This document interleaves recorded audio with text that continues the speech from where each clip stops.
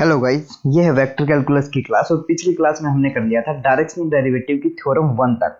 इस क्लास में हम करेंगे डायरेक्शनल डेरिवेटिव की थ्योरम सेकंड और थ्योरम थर्ड। तो चलिए शुरू करते हैं। अब हम यहाँ पे देखते हैं सेकंड थ्योरम। सेकंड थ्योरम क्या कहती है कि if n cap is the unit normal vector to the level surface phi xyz is equal to c at a point p xyz।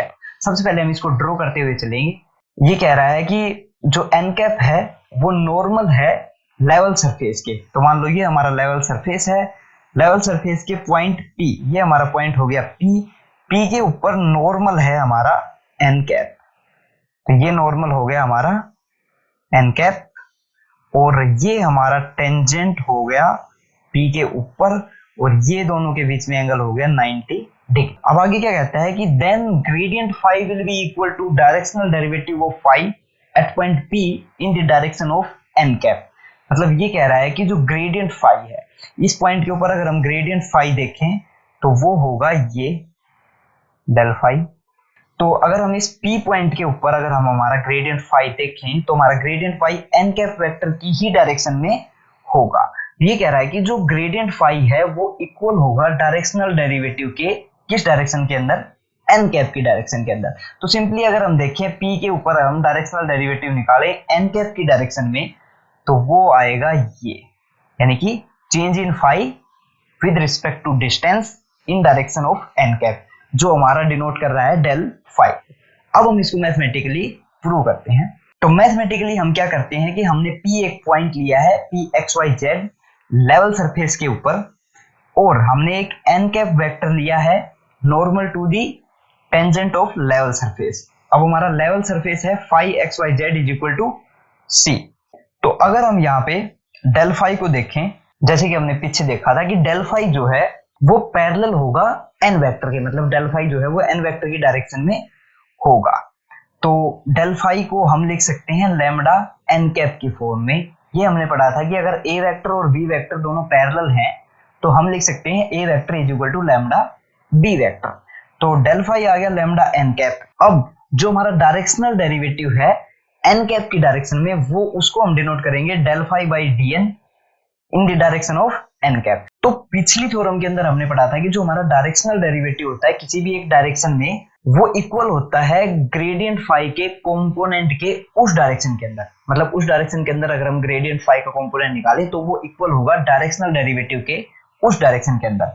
तो D phi by D N जो है वो हमारा directional derivative है n कैप डायरेक्शन के अंदर, तो वो इक्वल होगा component of gradient phi in the direction of n cap। और component of gradient phi in the direction of n cap क्या होगा, gradient phi dot n cap। यहाँ पे हमारा gradient phi है lambda n cap, तो ये हो गया lambda n cap dot n cap। n cap और n cap दो सेम वेक्टर्स हैं, दो सेम वेक्टर्स का dot product must be product of their magnitude, और दोनों का मैग्नीट्यूड जो है वो 1 है। तो ये हमारे पास हो गया lambda। तो d phi by dn जो हो गया वो lambda हो गया। तो अब हम lambda की वैल्यू ग्रेडियंट फाई के अंदर लिखते हैं, यानी कि इस इक्वेशन के अंदर लिखते हैं, तो हमें मिलता है gradient phi is equal to D phi by D N N cap. मतलब जो ग्रेडियंट फाई है वो होता है directional derivative in the direction of normal to the level surface, और जो ग्रेडियंट होता है वो हमेशा नॉर्मल होता है लेवल सरफेस की। ये हमने लेवल सरफेस की थ्योरम के अंदर पढ़ा था। तो एक हिसाब से ये वही हो गया कि ग्रेडियंट फाई जो है वो इक्वल होता है directional derivative in the direction of gradient phi. अब हम देखते हैं थर्ड थ्योरम। थर्ड थ्योरम क्या कहती है, gradient phi is a vector in the direction of which the maximum value of D phi by D S across. ये theorem जो है ये हम अब तक कंसिडर करते आए थे कि हमारा जो ग्रेडियंट है वो पॉइंट करता है उस डायरेक्शन में जिस डायरेक्शन में फाई की वैल्यू सबसे ज्यादा इंक्रीज होती है। लेकिन हमने कभी ये बात प्रूव नहीं की कि कैसे हमारा ग्रेडियंट फाई जो है वो उसी डायरेक्शन में पॉइंट करता है जिस डायरेक्शन में जो फाई है उसकी वैल्यू सबसे ज्यादा इंक्रीज करती है। तो यहाँ पे इस थ्योरम के अंदर हम यही बात प्रूव करेंगे। कैसे करेंगे, d phi by D s जो है हमारा डायरेक्शनल डेरिवेटिव है, तो D phi by D s जो है वो इक्वल होगा gradient phi dot a cap, मतलब component of gradient phi in the direction of a cap. D phi by D s जो है वो इक्वल होगा d phi by D N N cap. अब d phi by D N जो n cap है वो है ग्रेडियंट फाई, मतलब directional derivative in the direction normal to the level surface D phi by D N N cap. इसका मतलब ये हुआ डॉट ए कैप, हमारे पास आ गया d phi by D n bracket n cap dot a cap. अब हमें निकालना है कि d phi by D s जो है वो किस डायरेक्शन में मैक्सिमम होगा। तो D phi by d x को मैक्सिमम करने के लिए हमारे पास दो चीजें हैं, या तो D phi by D n changeable हो तो इसकी वैल्यू बढ़े, या फिर कोस थीटा की वैल्यू हम मैक्सिमम दे। तो D phi by D N जो है वो डायरेक्शनल डेरिवेटिव है एन कैप की डायरेक्शन के अंदर। तो ये जो है ये फिक्स है, उस डायरेक्शन के अंदर जिस रेट से हमारी फाई की वैल्यू चेंज हो रही है वो एक बार हमने निकाल ली, वो फिक्स है, वो चेंज नहीं हो रही है। तो बच गया हमारे पास कोस थीटा, और कोस थीटा की वैल्यू जो है वो मैक्सिमम होती है 1, और 1 होती है कोस थीटा की वैल्यू जब थीटा इज इक्वल टू होता है 0 के। तो ये हमारे पास बच गया d phi by D s is equal to D phi by D n cos 0, यानी कि हमारा जो वेक्टर है एन कैप और ए कैप उनके बीच में एंगल जो है वो 0 है, मतलब दोनों जो है सेम डायरेक्शन के अंदर ही पॉइंट करेंगे, तभी हमें मिलेगी d phi by D s की वैल्यू मैक्सिमम। यानी कि ये कह रहा है कि d phi by d x की वैल्यू मैक्सिमम तब होगी जब हमारा डायरेक्शनल डेरिवेटिव पॉइंट करेगा एन कैप की डायरेक्शन के अंदर। थोड़ा ज्योमेट्री के हिसाब से देखते हैं कि ये हमारा एन कैप है, तो ये कह रहा है कि ये मान लो हमारा ए कैप है, ये हमारा ए कैप है, और इस डायरेक्शन के अंदर है हमारा d phi by D s. तो ये कह रहा है कि d phi by D s जो है वो मैक्सिमम तब होगा जब हमारा ये वेक्टर इस वेक्टर की डायरेक्शन के अंदर पॉइंट करेगा, मतलब ये दोनों वेक्टर सेम होंगे। ये थीटा की वैल्यू जो है जब 0 की इक्वल होगी तब d phi by D s की वैल्यू मैक्सिमम होगी। तो सिंपली सी बात है, d phi by D s जब एन कैप की डायरेक्शन में पॉइंट करेगा तो ये होगा d phi by D s, यानी कि directional derivative in the direction normal to the level surface, मतलब ग्रेडियंट की डायरेक्शन के अंदर। एन कैप जो डायरेक्शन है वो हमारे ग्रेडियंट फाई की डायरेक्शन है। तो अगर डायरेक्शनल डेरिवेटिव की वैल्यू ग्रेडियंट की डायरेक्शन के अंदर मैक्सिमम है, मतलब ग्रेडियंट जो है वो पॉइंट कर रहा है मैक्सिमम चेंज वाली डायरेक्शन के अंदर। अब हम देखते हैं समरी हमें क्या कहती है कि del phi is perpendicular to level surface. Gradient जो होता है वो हमेशा लेवल सरफेस के परपेंडिकुलर होता है। ग्रेडियंट फाई और del phi is equal to D phi by D N N cap, और n cap is perpendicular to level surface, मतलब ग्रेडियंट फाई जो होता है वो इक्वल होता है directional derivative in the direction of n cap, और d phi by d x in direction of a cap is equal to gradient phi dot a cap, मतलब directional derivative in the direction of A vector is equal to component of gradient phi in the direction of that vector. d phi by ds is maximum in the direction of del phi. जो हमारे directional derivative होता है, जो change होता है, उसकी value maximum होती है ग्रेडियंट की डायरेक्शन में। अब हम निकालते हैं equation of the tangent plane to the level surface, मतलब लेवल सरफेस के ऊपर ये हमने निकाला था, एक लेवल सरफेस के ऊपर ये हमारा टेंजेंट है। तो ये टेंजेंट जो है ये पूरा प्लेन जो है सरफेस इस स्फीयर के ऊपर, ये जो प्लेन है ये प्लेन जो है ये पूरा प्लेन इस स्फीयर के ऊपर परपेंडिकुलर होगा, यानी कि कोई भी लाइन अगर हम इस प्लेन के अंदर लें वो इस स्फीयर के ऊपर परपेंडिकुलर होगी। तो हमें इस प्लेन की वैल्यू निकालनी है। इस प्लेन की वैल्यू कैसे निकालेंगे हमने एक लेवल सरफेस लिया है phi x y z is equal to c, इसके ऊपर हमने दो पॉइंट लिए हैं P x y z and Q, ये कैपिटल है क्यू एक्स वाई जेड। तो हम P से क्यू के ऊपर जो वेक्टर जा रहा है वो निकालेंगे, P Q is equal to O Q minus O P. Simply हम इसको सोल्व कर लेंगे, x minus x i cap plus y minus y j cap plus z minus z k cap. ये हमारा वेक्टर आ गया जो पॉइंट कर रहा है P टू क्यू, और जो पी क्यू जो है वो परपेंडिकुलर होगा normal to the level surface. Normal to the level surface होता है हमारा एन कैप की डायरेक्शन, मतलब ये वाली डायरेक्शन जो है ये हमारी लेवल सरफेस के परपेंडिकुलर होती है, और इसके परपेंडिकुलर होगा हमारा पी क्यू, मतलब ये हमारा क्यू हो गया मान लो, और ये हमारा यहाँ पे पी हो गया। तो ये जो वेक्टर आएगा ये वेक्टर परपेंडिकुलर है एन कैप के। ये सिंपली हमें पता है क्योंकि जब पी क्यू हम निकालते हैं वो टेंजेंट निकलता है लेवल सरफेस का, और टेंजेंट हमेशा नॉर्मल के परपेंडिकुलर होता है। और जो ग्रेडियंट फाई जो है वो डायरेक्शन में है नॉर्मल के, यूजुअल ग्रेडियंट जो हमेशा normal to the level surface की डायरेक्शन में होता है।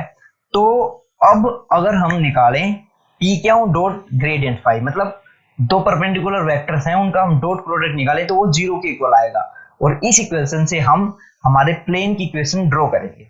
P Q dot del phi हमने निकाल लिया, x minus x i cap plus y minus y j cap plus z minus z k cap dot product with curly phi by curly x i cap plus curly phi by curly y j cap plus curly phi by curly z k cap is equal to 0। अगर हम इसको solve करें तो हमें मिलता है x minus x curly phi by curly x plus y minus y curly phi by curly y plus z minus z curly phi by curly z is equal to 0। ये हमारी इक्वेशन होगी tangent plane की। अब हम equation निकालेंगे normal to the level surface, मतलब n cap वाली जो डायरेक्शन थी उस डायरेक्शन के अंदर कोई भी नॉर्मल है उसकी इक्वेशन क्या हो सकती है। यहाँ पे देखें ये जो हमारा एन कैप है ये है, और इस पॉइंट के एन कैप ये होगा, और इस पॉइंट के ऊपर एन कैप ये होगा, और इस पॉइंट के ऊपर एन कैप ये होगा।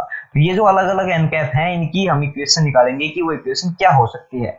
तो हमने एक पॉइंट लिया P x y z level surface के ऊपर जो है phi x y z is equal to c, और एक दूसरा पॉइंट लेते हैं क्यू। लेकिन अब हम ये जो क्यू है ये पॉइंट ले रहे हैं एन कैप के ऊपर। मान लो हमने यहाँ पे ये पॉइंट लिया पी, तो पहले हम पॉइंट लेते थे यहाँ पे लेवल सरफेस के ऊपर क्यू, लेकिन अब की बार हम क्यों ले रहे हैं इसके नॉर्मल वाली डायरेक्शन के अंदर, ताकि पी क्यू जो वेक्टर है वो एन कैप की डायरेक्शन के अंदर आए। तो हमने एक पॉइंट लिया क्यू एक्स वाई जेड, और हमने इसका क्रॉस प्रोडक्ट किया। दो वेक्टर्स हैं वो सेम डायरेक्शन के अंदर हैं, तो अगर हम इनका क्रॉस प्रोडक्ट करेंगे, क्रॉस प्रोडक्ट किसका कर रहे हैं पी क्यू और ग्रेडियंट फाई का। ग्रेडियंट फाई भी एन कैप की डायरेक्शन में है और पी क्यू भी हमने एन कैप की डायरेक्शन में ही लिया है। तो अगर हम इनका क्रॉस प्रोडक्ट करेंगे तो वो 0 आएगा, और इस इक्वेशन से हम इक्वेशन ड्रॉ करेंगे normal to the level surface की। तो p q cross del phi is equal to 0, ये हमारी जो इक्वेशन आएगी ये इक्वेशन है normal to the level surface. अब इस इक्वेशन को अगर हम कार्टेशियन फॉर्म में लिखें तो हमारे पास आता है पी क्यू और ग्रेडियंट फाई जो है वो पैरेलल हैं, एन कैप दोनों सेम एन कैप की डायरेक्शन में पॉइंट कर रहे हैं। सिंपल है, x minus x i cap plus y minus y j cap plus z minus z k cap is equal to lambda curly phi by curly x i cap plus curly phi by curly y j cap plus curly phi by curly z k cap. ये क्या किया है हमने, ये simply वही किया है, अगर दो वेक्टर ए वेक्टर और बी वेक्टर पैरेलल हैं तो A vector is equal to lambda B vector. तो यहाँ पे P Q is equal to lambda gradient phi. तो अगर हम इनके कोफिशिएंट्स को कंपेयर करें, आई जे के कोफिशिएंट को कंपेयर करें तो हमारे पास आता है x minus x divided by curly phi by curly x is equal to y minus y divided by curly phi by curly y is equal to z minus z divided by curly phi by curly y। This is the Cartesian form of normal to the level surface. अब हम निकालते हैं angle of intersection of two surfaces. अब इसका थोड़ी geometry देखते हैं हम। मान लो हमारे पास ये एक सरफेस है लेवल सरफेस, और ये एक दूसरा लेवल सरफेस है, और ये इंटरसेक्ट कर रहे हैं इस पॉइंट के ऊपर। तो अगर ये हमारे पहले का टेंजेंट है, पहले लेवल सरफेस का, ये दूसरे लेवल सरफेस का टेंजेंट है, तो इन टेंजेंट के बीच में जो एंगल होगा, मान लो थीटा है, वही सेम एंगल होगा इन टेंजेंट्स के नॉर्मल के बीच में। अगर हम देखें दो लेवल सरफेस लेते हैं, फाई 1 एक्स वाई जेड और फाई 2 एक्स वाई जेड। यहाँ पे देखिए फाई 1 और फाई 2 दो अलग अलग ग्रेडियंट्स, दो अलग अलग जो स्केलर फील्ड्स हैं उनके लेवल सरफेस हैं ये। अगर फाई सेम होता तो ये हमारे सेम स्केलर फील्ड के होते, क्योंकि सेम स्केलर फील्ड के जो लेवल सरफेस होते हैं वो कभी भी इंटरसेक्ट नहीं करते हैं। यहाँ पे ये अलग अलग स्केलर फील्ड्स के लेवल सरफेस हैं, इसलिए हमने फाई 1 एक अलग स्केलर फील्ड है और फाई 2 जो है वो एक अलग स्केलर फील्ड है। अगर ये इंटरसेक्ट कर रहे हैं थीटा एंगल के ऊपर तो इनके ग्रेडियंट्स के बीच में भी थीटा एंगल होगा। Gradient phi 1 and gradient phi 2 के बीच में थीटा एंगल होगा। तो हमने ये 12th के अंदर पढ़ा था कि जब हमारे पास दो वेक्टर्स होते हैं और उनके बीच का अगर हमें एंगल निकालना है तो हम क्या करते हैं, cos theta is equal to A vector dot B vector divided by A vector का magnitude multiplied by B vector का मैग्नीट्यूड। यहाँ पे भी हमने क्या किया है, cos theta is equal to gradient phi 1 dot product with gradient phi 2 divided by magnitude of del phi 1 and magnitude of del phi 2। तो यहाँ पे हमें एंगल मिल जाएगा थीटा cos थीटा से, और ये जो एंगल होगा ये होगा angle of intersection of two level surfaces. यहाँ पे हमारी जो क्लास है लेवल सरफेस डायरेक्शनल डेरिवेटिव की वो खत्म होती है। और नेक्स्ट क्लास के अंदर हम शुरू करेंगे डाइवर्जेंस। तो अगर आपको ये क्लास अच्छी लगी तो लाइक करें, शेयर करें and stay safe, stay connected.